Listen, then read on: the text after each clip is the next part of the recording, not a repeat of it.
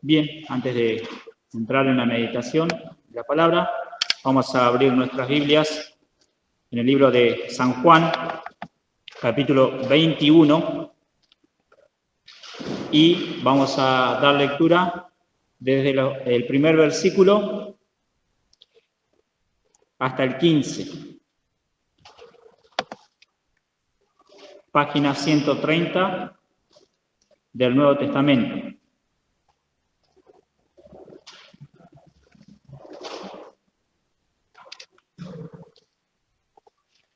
San Juan, capítulo 21. Vamos a dar lectura desde el versículo 1 hasta el 15. Dice así la palabra de Dios. Después se manifestó Jesús otra vez a sus discípulos en la mar de Tiberias y manifestóse de esta manera. Estaban juntos Simón Pedro y Tomás, llamado al Dídimo, y Natanael, el que era de Caná de Galilea, y los hijos de Zebedeo y otros dos de sus discípulos.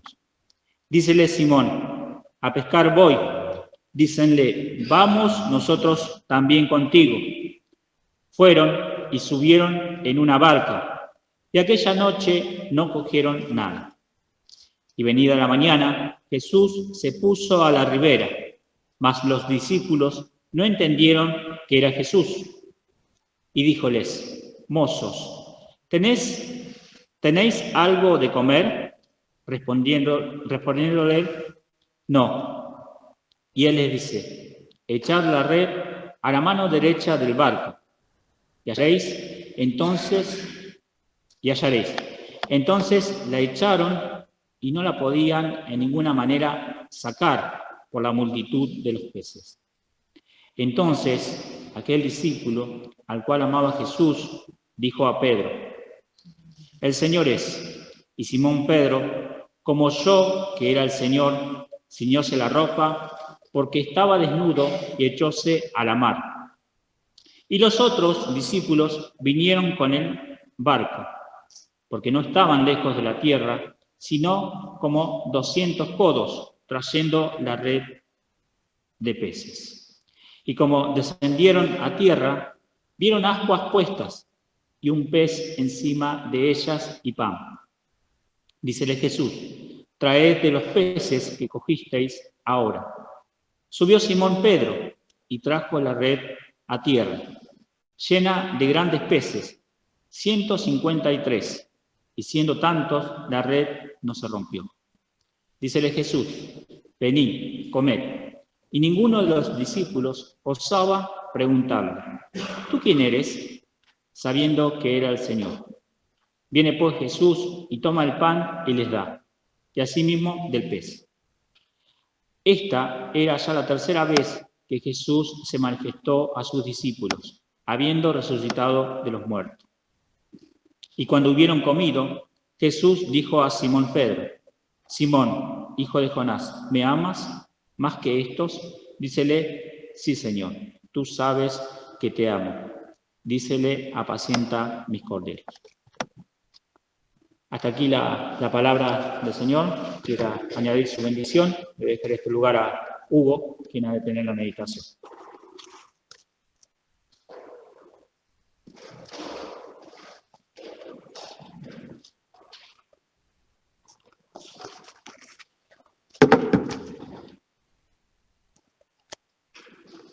Buen día, hermanos. Vamos a tener una palabra de oración más para rogar que el Señor quiera bendecirnos en estos momentos en la meditación de su palabra. Oremos.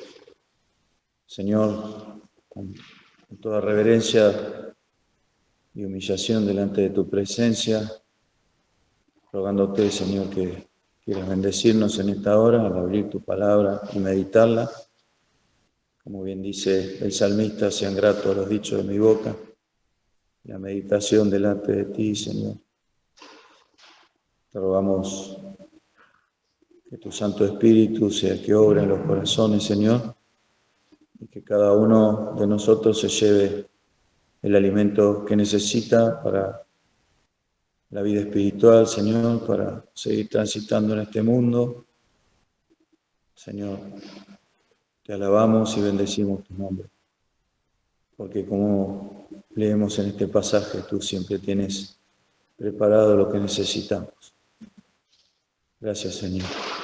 En el nombre de nuestro Salvador, el Señor Jesús. Amén. Bien, hermanos, este pasaje que hemos leído, que hemos compartido, podríamos decir que tiene un título. Este capítulo 21 comienza diciendo: después se manifestó Jesús otra vez a sus discípulos en la mar de Tiberias y manifestóse de esta manera. Y luego en el verso 14, siempre de Juan 21, esta era ya la tercera vez que Jesús se manifestó a sus discípulos habiendo resucitado de los muertos. Así que podemos ver que el tema de esta historia que hemos leído se trata de justamente la manifestación de Jesús a sus discípulos. Podríamos decir, es el tema del relato, y es bueno aclarar que la palabra manifestarse, que aparece 3 veces aquí, tiene su raíz en la palabra iluminar. Es decir, que lo que está haciendo el Señor es darles luz a sus discípulos de esta manera que lo hace, una manera, podríamos decir, hasta curiosa, que se nos generan muchas preguntas, pero es lo que está haciendo el Señor, dar luz, manifestarse a sus discípulos. Había un problema con Jesús resucitado, podemos verlo en todos los relatos que se hace respecto a Jesús, lo hemos dicho en algún domingo anterior, que les costaba reconocerlo. Ustedes saben, los discípulos de Emaús no se dieron cuenta que era el Señor Jesús hasta que partió el pan, hasta que vieron las marcas. Los discípulos en el capítulo anterior de Juan le dice: ved que yo mismo soy, Señor. Si no era igual a como era antes de morir y resucitar. María también pensó que era el hortelano.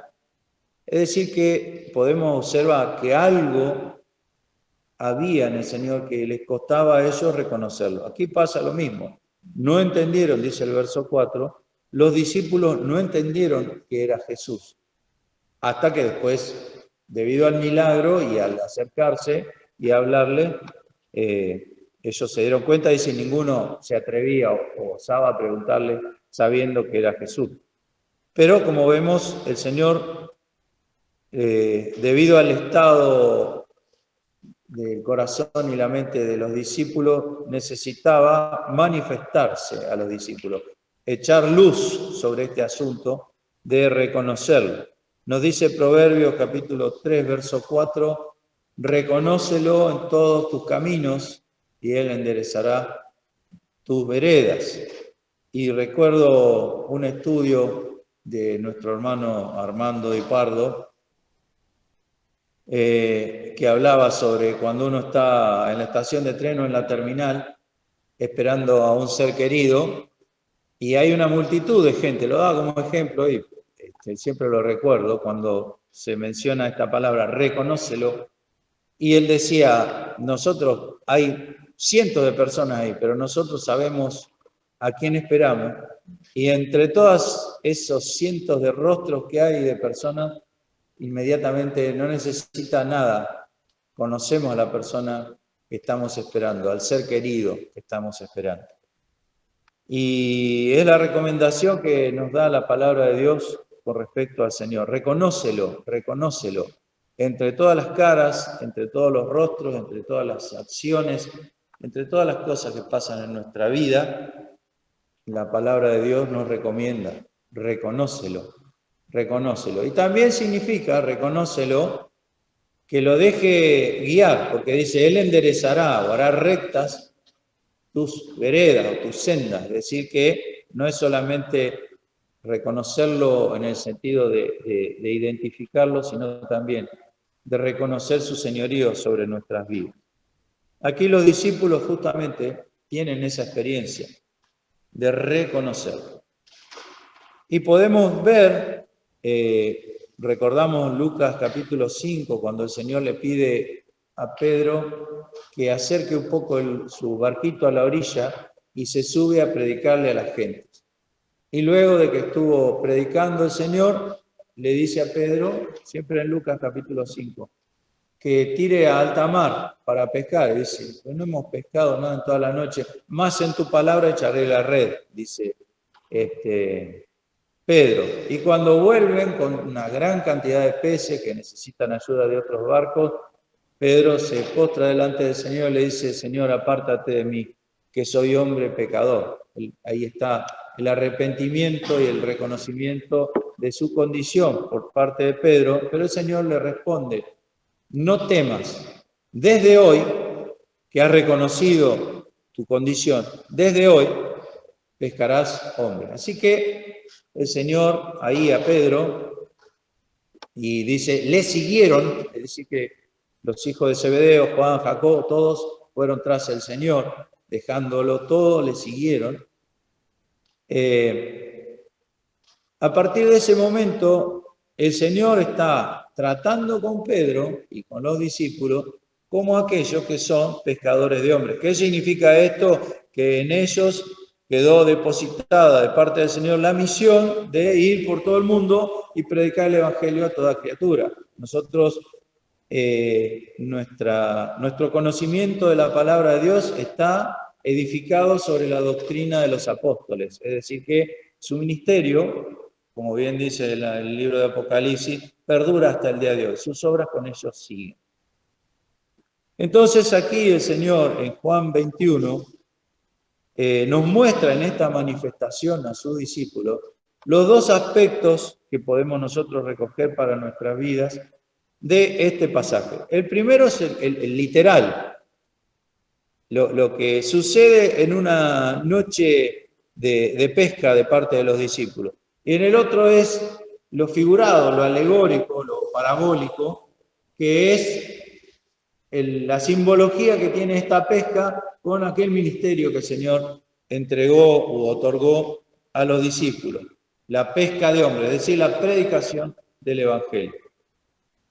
Primeramente, se nos menciona que había 7 discípulos, 6 más y Simón, y entre ellos podemos mencionar a Tomás, que en el capítulo anterior Tomás no estaba en la primera aparición del Señor a los discípulos, y Tomás dice, si no viere y si no tocare, no creeré.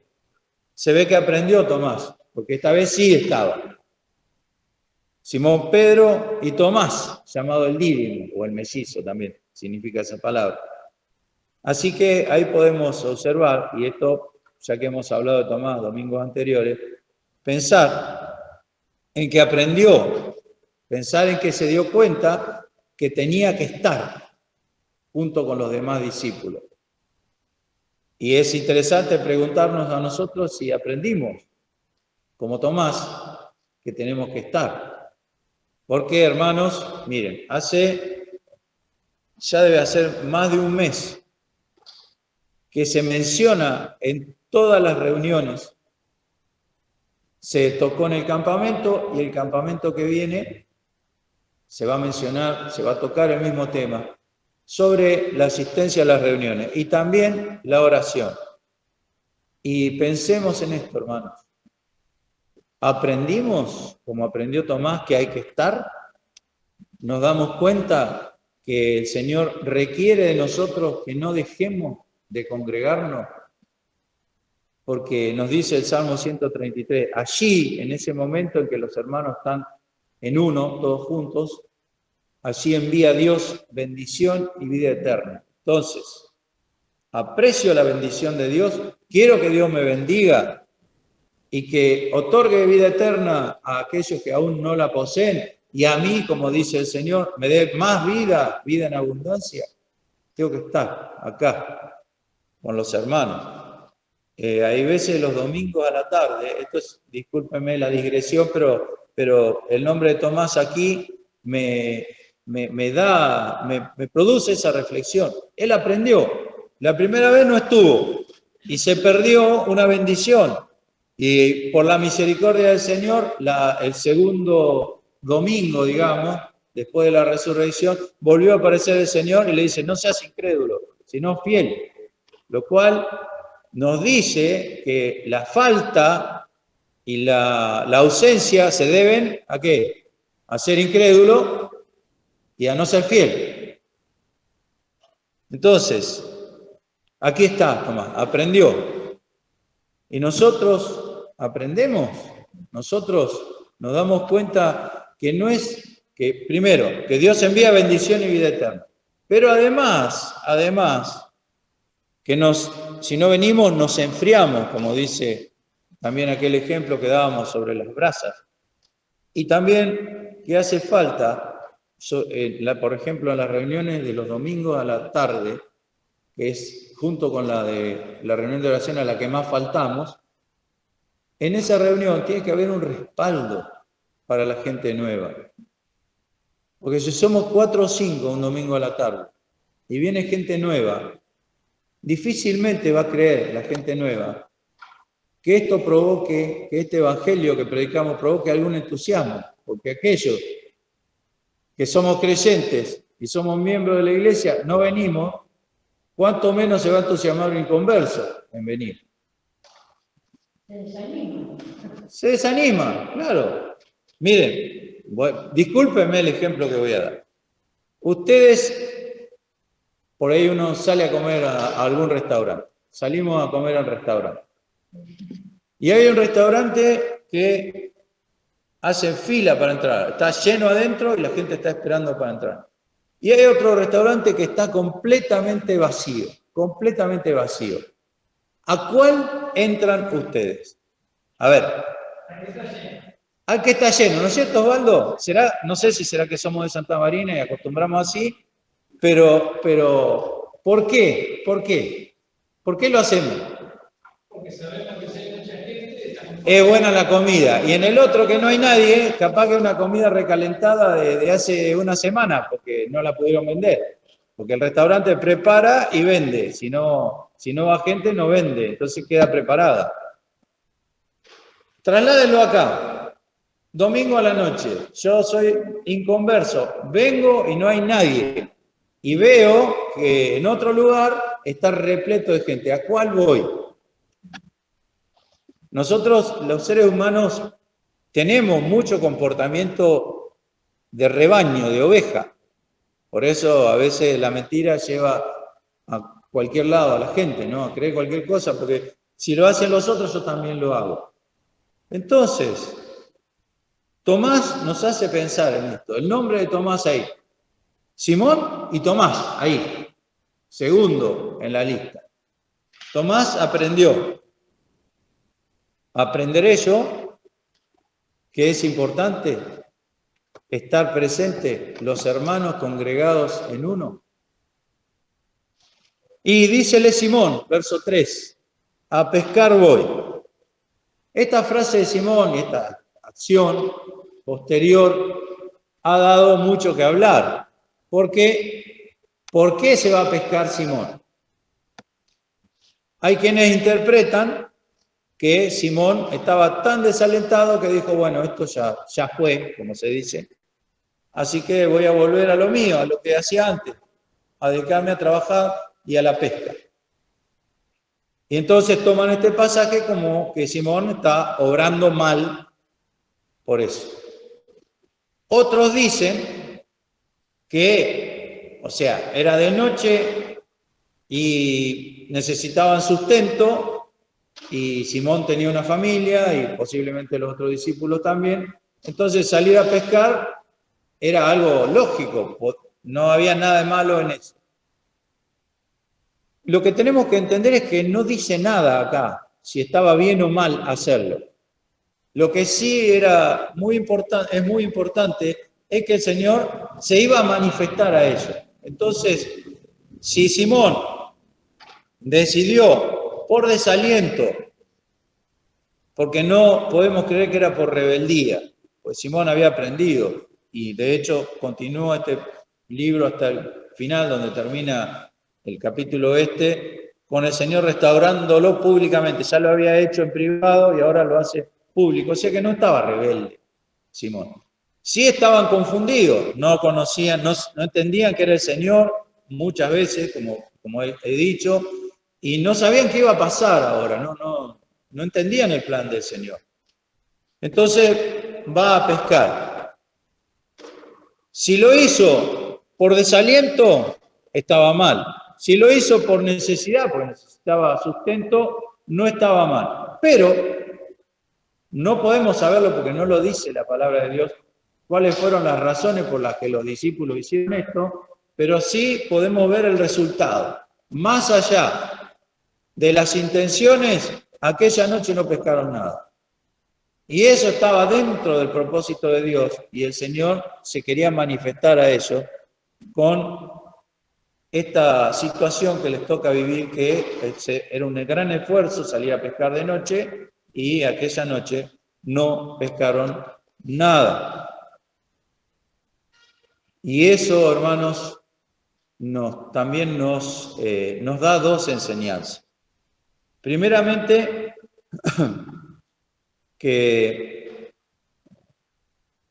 hay que esforzarse en lo que son nuestras actividades diarias y esperar en el Señor las cosas. Ellos eran especialistas en pescar, toda la vida habían pescado y vivían a la orilla del mar de Galilea o el mar de Tiberias, como pasó la otra vez en Lucas capítulo 5.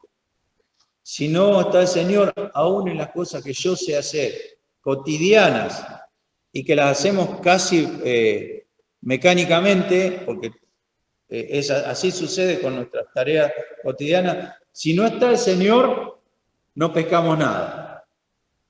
Y por otro lado, como digo, esto también tiene el aspecto alegórico, si no está el Señor, no se convierte nadie. ¿Me entienden? Porque el hecho de tirar la red recuerda, os haré pescadores de hombres, y entonces habla de predicar el Evangelio. Así que siempre recordemos que este pasaje tiene las dos líneas de pensamiento. Una es la literal, los discípulos pescando, trabajando, haciendo sus tareas que sabían hacer. Y por otro lado, los discípulos como pescadores de hombres, predicando. Y en ambos casos la enseñanza es la misma. Anoche no pescaron nada. Esa noche no pescaron nada. ¿Por qué? Porque el Señor estaba en la orilla. Pero dice que la paciencia nos es necesaria, dice la palabra de Dios, para que, habiendo cumplido, obtengamos la promesa. Y también en Gálatas dice que no canséis pues de hacer bien, que a su tiempo segaremos si no hubiéramos desmayado. Ellos llegaron hasta el final casi amaneciendo y aparece el Señor. Y como vemos por el resto del relato, la pesca era tan grande que no podían levantar las redes para subirla al barco. Dice el verso 6, no la podían en ninguna manera sacar por la multitud de los peces. Así que hay que esperar hasta el final. A veces, parece que la gente no se va a convertir jamás. A veces tenemos seres queridos que los vemos apartados o rebeldes, ¿no? ¿Y cuándo? No, se va a morir incrédulo, pensamos. No nos cansemos, dice Pablo a los Gálatas 6:9, de hacer bien, que a su tiempo segaremos si no hubiéramos desmayado. La persistencia. El Señor se manifestó después de que habían pasado toda la noche sin pescar nada, como pasó en Lucas. Pero al fin sacaron 153 peces, grandes, todos de gran tamaño, y casi no podían levantar la red. A su tiempo, todo a su tiempo. pero no tenemos que desmayar. Tenemos que seguir orando, tenemos que seguir tirando la red y tenemos que esperar que aparezca el Señor y las cosas cambien. Venida la mañana, Jesús se puso a la ribera, mas los discípulos no entendieron que era Jesús. Y díjole: mozos, ¿tenéis algo de comer? Respondiéronle: no. Es notable cómo le llama el Señor, porque si lo tradujéramos a nuestro idioma coloquial, los llama chicos o niños. Es la palabra paidion, que significa un niño que es enseñado. Y es muy apropiado el nombre que les da a los discípulos, porque justamente Jesús se está manifestando a ellos, les está enseñando. Y también yo pienso cuando leo esto, que el Señor, así como ve a sus discípulos, nos ve a mí, nos ve como, por decirlo de alguna manera, como si fuéramos un gran jardín de infantes. Porque esta era gente grande y estaban haciendo su trabajo, eran fuertes, pero el Señor le dice chicos o niños. Niño chico, aquel que es enseñado, niño pequeño. El Señor, nosotros no nos vemos como niños, pero el Señor, con respecto a nuestras acciones, sí nos ve como niños. Niños que deben ser enseñados. Niños que están en proceso de aprendizaje. Por eso debemos recordar eso, porque a veces, lamentablemente, los hermanos, todos, caemos en alguna falta, nos equivocamos, pecamos a sabiendas. Somos culpables en ese sentido, teniendo todo lo que nos da el Señor. Pero no olvidemos que para el creyente, aún las cosas malas y negativas son enseñanza de parte de Dios. Muchas veces, como dice el libro de los Proverbios, si caíste fue, ¿por qué? Porque te enalteciste. Y si mal pensaste, pon el dedo sobre tu boca. Si caíste fue porque te enalteciste. Muchas veces pasa eso. Eso no quiere decir que Dios nos haya descartado. Tengámoslo siempre en cuenta. Y tampoco quiere decir que haya descartado al hermano al que vemos hacer esto. Anoche hablábamos del hijo pródigo en la reunión de jóvenes. Y el hermano mayor del hijo pródigo estaba re ofendido. Encima que se gastó toda la plata en cualquier cosa, ahora le hace una fiesta que volvió. Estamos en proceso. También dice Pablo a los Corintios: ¿tú quién eres que juzgas siervo ajeno? ¿Se acuerdan de ese texto? ¿Tú quién eres que juzgas siervo ajeno? Para el Señor, o está en pie, opción 1, o está en pie, o cayó y volverá a levantarse. Son dos opciones. O está parado, no se cayó, o está caído, volviendo a levantarse. ¿Por qué dice eso? Porque Jehová no dejará para siempre caído al justo. El Señor es nuestro Señor, es nuestro pastor. Entonces, los errores, los pecados, la rebeldía, todas las cosas que van en contra de la voluntad de Dios, que los creyentes hacemos, son malas, están mal. Pero Jehová no dejará para siempre caído al justo. Está caído y volverá a levantarse, porque el Señor se va a encargar. ¿Y cuántas veces va a suceder esto? ¿Cuántas veces? 7 veces cae el justo, o sea, 7 veces quiere decir todas las veces que sean, ¿no es cierto? Porque 7 es el número de aquello que es completo. 7 veces cae el justo y es levantado. Así que veamos a estos discípulos en proceso de aprendizaje. El Señor se está manifestando a ellos. Ellos ni siquiera saben que es el Señor el que está parado en la orilla.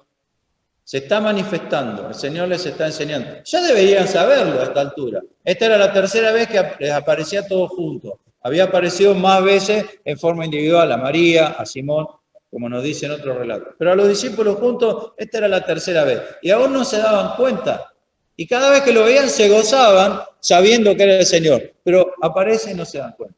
Puede ser por la noche, puede ser porque el Señor tenía un aspecto diferente. La cuestión es que no lo reconocían. Y el Señor le pregunta, mozos, o chicos, o niños, ¿tenéis algo de comer? Y nosotros, esto es una buena pregunta para responder nosotros. Nosotros tenemos algo de comer, viéndolo desde el aspecto espiritual. Porque no olvidemos, como dije, que son dos líneas de pensamiento. Una es la natural y otra es la alegórica, referida al reino de los cielos. ¿Tenemos algo de comer? ¿Qué ofrecemos nosotros? Propio, nuestro, no hay nada. Esa noche no pescaron nada. No tenemos nada para ofrecer. Pero el Señor tiene.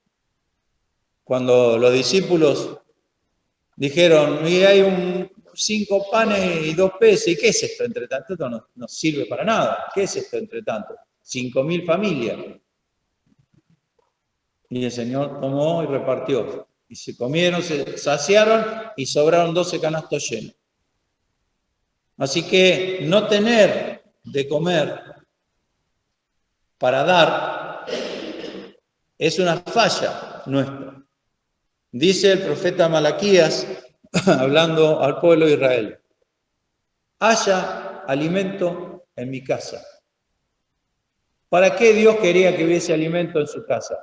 Es como dice el Salmo 50. Mira, si yo tuviese hambre no te lo diría a ti, ¿no es cierto? Así dice Dios en el Salmo 50. ¿Para qué a mí que mates todos estos toros y machos cabríos, la multitud? Si yo tuviera hambre no te lo diría a ti, no te voy a andar pidiendo. Entonces, ¿por qué Dios quiere que haya alimento en su casa? Para los que tienen hambre y sed de justicia, ¿no? Como dice en otro lado. Entonces, esta pregunta a los discípulos, que es para nosotros también, porque por algo está escrito, es una buena pregunta para que nosotros respondamos. ¿Qué tenés para dar?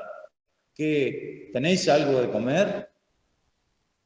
¿Qué le digo al alma hambrienta y necesitada? ¿Qué hay? ¿Qué hay en esta casa? ¿Hay alimento o hay entretenimiento? ¿O hay religión?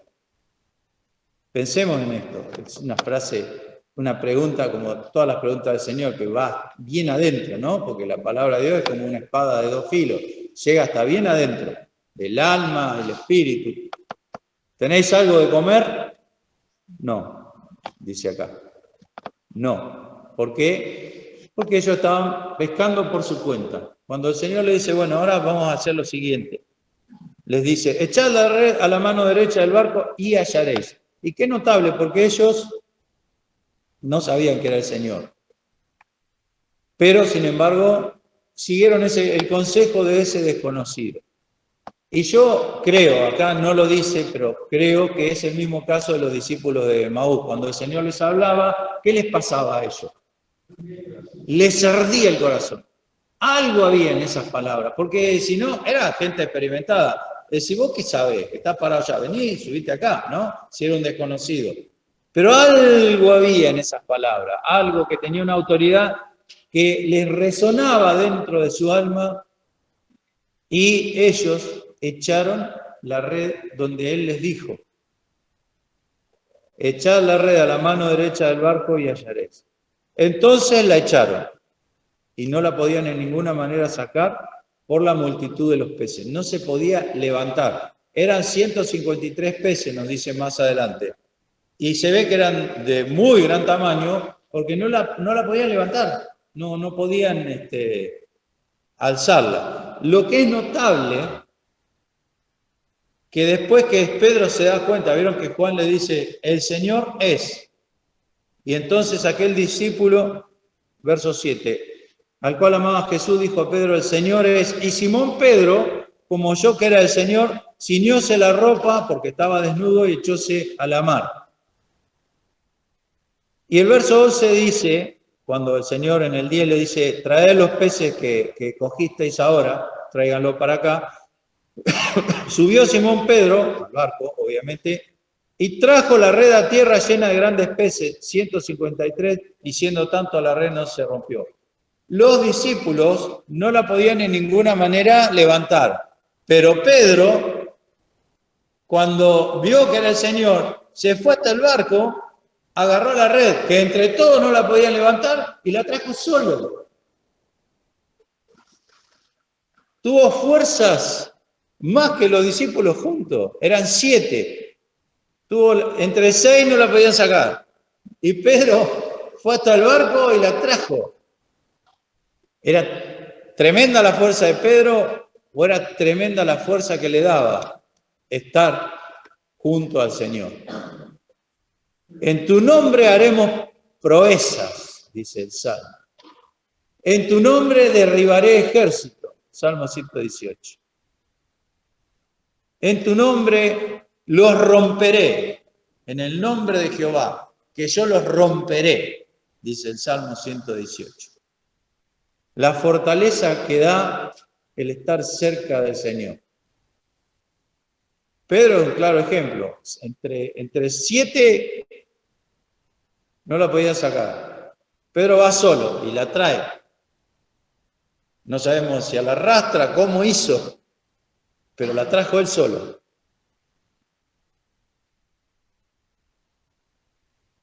No la podían en ninguna manera sacar por la multitud de los peces. Entonces aquel discípulo al cual amaba Jesús dijo a Pedro, el Señor es. Qué notable que Juan se daba cuenta antes de que era el Señor. Pero Pedro, cuando Juan le dijo, le creyó y se dio cuenta, quizá ahí entendió, dice, como yo que era el Señor, ciñóse la ropa porque estaba desnudo y echóse a la mar. La actitud de Pedro era siempre así. Pedro se equivocó mucho. Pedro negó al Señor, ya le conocemos la historia. Pero si había algo que caracterizaba a Pedro, era que cuando estaba el Señor, Pedro estaba ahí. Y dice que se había sacado la ropa, no completamente. La palabra desnudo, entiéndala en la Biblia, salvo desnudo Adán y Eva, después la palabra desnudo quiere decir que estaban con la ropa interior, se sacaban la túnica, imagínense estar pescando con capa, con túnica, era muy incómodo. Entonces se la sacaban para poder trabajar. Entonces dice que cuando oyó que era el Señor y se dio cuenta, ciñóse la ropa porque estaba desnudo, o sea, se puso lo otro, se lo ató y echóse a la mar. ¿Y por qué? ¿Por qué? Fíjese, no solamente Pedro se entusiasmó al ver que era el Señor, sino que le tenía tremendo respeto y reverencia. Es muy lindo lo que hace Pedro. No olvidemos lo que sigue después, el diálogo. ¿Me amas, Pedro? ¿Me amas más que esto? Y Pedro ahí entristecido porque el Señor le hacía esas preguntas. Pero la actitud de Pedro es un ejemplo. Él no entendía, pero cuando le dijeron, ese es el Señor, ahí nomás, dejó todo y a la orilla. Estaba a 90 metros la orilla, o sea que hacía pie y fue caminando apurado a encontrarse con el Señor.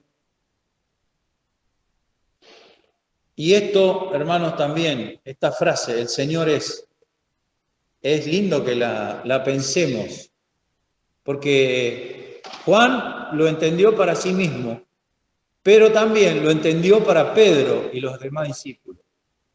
¿Qué quiero decir con esto?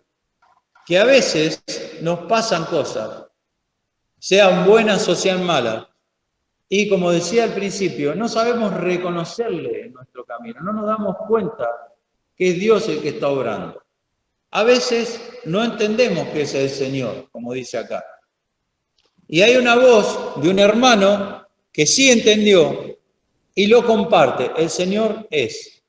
Qué importante es que nosotros, cuando nos damos cuenta que es el Señor, se lo digamos al otro. ¿Entienden? Porque a veces estamos tan obnubilados por la tristeza, por la preocupación, porque aquí el ingrediente que había sazonado toda esa noche era la decepción. Aquella noche no pescaron nada. Había una decepción, vamos a pescar 7 personas y no podemos traer el sustento que necesitamos. Había decepción. Y esta decepción aparece tanto en el plano material, recordemos que son 2 líneas de pensamiento, o tanto en el plano espiritual, porque a veces parece que estuviéramos predicando al aire, porque no hay reacción, ¿no es cierto? La gente no se convierte, son duros. Qué importante que el que se da cuenta diga, el Señor es esto, Dios lo está haciendo. Porque yo con la tristeza y la decepción muchas veces no me doy cuenta que Dios está permitiendo eso en mi vida para darme una bendición posterior. Porque lo dice con toda claridad Santiago capítulo 1, bienaventurado, o sea, feliz, gozoso, el varón que sufre la tentación. Porque después que haya pasado la prueba, recibirá la corona que Dios ha prometido. Entonces, es bueno que cuando un hermano está flaqueando por decepción, por preocupaciones, por lo que sea, aquel que se da cuenta diga, el Señor es. Porque fíjense cómo cambió Pedro, inmediatamente. El Señor es, y se ciñó y se largó el agua y fue. El Señor es, y recuerda, el querido hermano, si está pasando alguna cosa peregrina o advenediza, como dijo Pedro, recordemos que el Señor es. El Señor es aquel que la permite y el Señor es, en su esencia, es el único que es en sí mismo. ¿Qué quiere decir? Que tiene vida permaneciente en sí. No se la da a alguien a la vida como nos pasa a nosotros. Yo les doy vida eterna, recibimos la vida. El Señor la tiene por sí, es. Cuando el Señor se presenta a Moisés, le dice justamente eso. Yo soy el que soy. O el que es. El Señor es, hermano. Si te pasa algo que no entendés, el Señor es. Es el Señor el que te está permitiendo para que, como dice aquí, se manifieste en tu vida. Estaba desnudo y echóse a la mar. Y los otros discípulos vinieron con el barco, porque no estaban lejos, como hemos leído, trayendo la red de pez. Y como descendió a tierra, vieron ascuas puestas y un pez encima de ellas y pan. ¿Qué es ese? ¿Cómo calificar esto que hace el Señor? Es tierno, es amoroso, es un gesto de amor del Señor. Ellos llegan, qué lindo, ¿no? Llegar cuando ya está casi listo el asado, porque era lo que estaba haciendo el Señor, estaba cocinando un pez y pan ahí en las ascuas. El Señor, pensemos en esto, pensemos en el Señor solo ahí, mientras los ve que están toda la noche fatigados ahí tratando de pescar sin pescar nada, y el Señor, lo que prendemos fuego, sabemos, ¿no? Todos los pasos previos. Conseguimos la leña, buscando ramitas, pedacitos de tronco ahí en las plantas que habría alrededor, porque no puedo creer, sinceramente, hermano, no lo creo, que el Señor les haya dicho así y se haya generado todo, ¿no es cierto? Que no hace milagros así, no necesitaba eso. Así que fue a buscar la leña, tuvo que pescar porque había un pez. ¿El pan de dónde lo sacó? ¿De dónde sacó el pan? ¿Lo habrá amasado él mismo? Pensando en los discípulos. ¿Cómo fue eso? No nos dice la Biblia, ¿no? Solo podemos hacer lucubraciones, imaginarnos. Pero todos esos momentos, mientras ellos estaban ahí, tratando de pescar, y el Señor preparándole la comida, porque cuando llegan estaba lista, pero hubo una preparación. Pensemos en esto, en el Señor así con nosotros. Mientras vos estás ahí remándola, como estaban los discípulos y que no sacás nada, el Señor está amasando el pan pensando en vos. Y está agarrando el pez y abriéndolo, como se hace, y sacándole la parte que no se come y preparándolo, quizá clavándolo en un palito, y está juntando la leña, siempre pensando en mí. Mientras yo lucho y no consigo nada. Como descendieron a tierra, vieron ascuas puestas y un pez encima de ellas y pan. Dícele Jesús, traed de los peces que cogisteis ahora. Subió Simón Pedro y trajo la red a tierra llena de grandes peces, 153, y siendo tantos la red no se rompió. Grandes peces. Ustedes vieron cómo es la pesca. Se arrastra todo y se descartan los peces pequeños. Acá no hubo descarte, porque esto, en la parábola que hace este pasaje de la predicación, no hay ninguno descartable.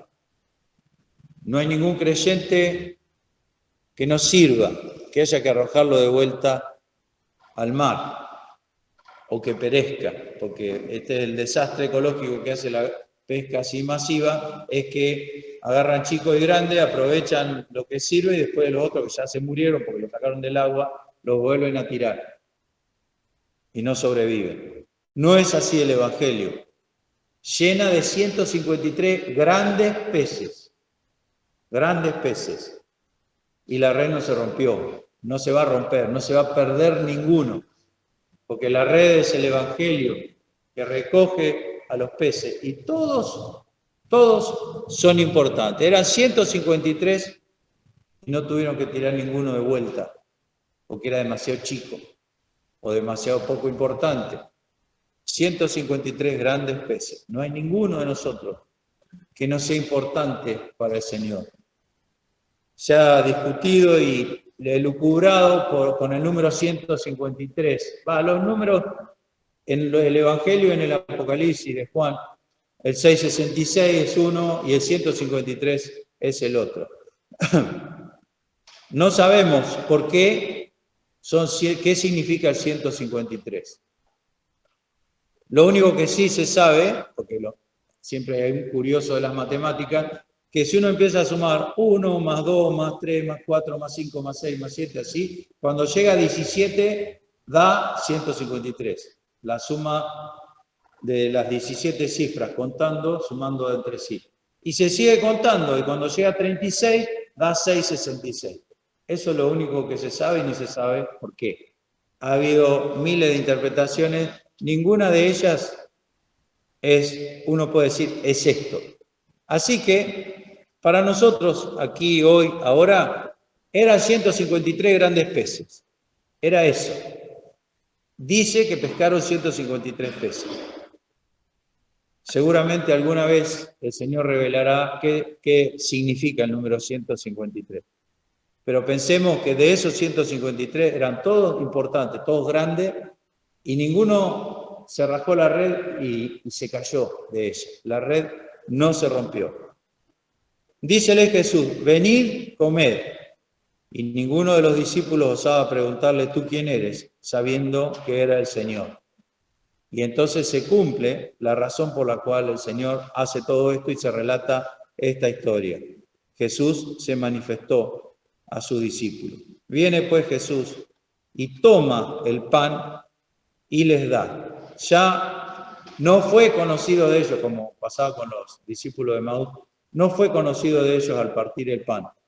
Ya sabían de antes, ni necesitaban preguntar, porque estaban completamente seguros.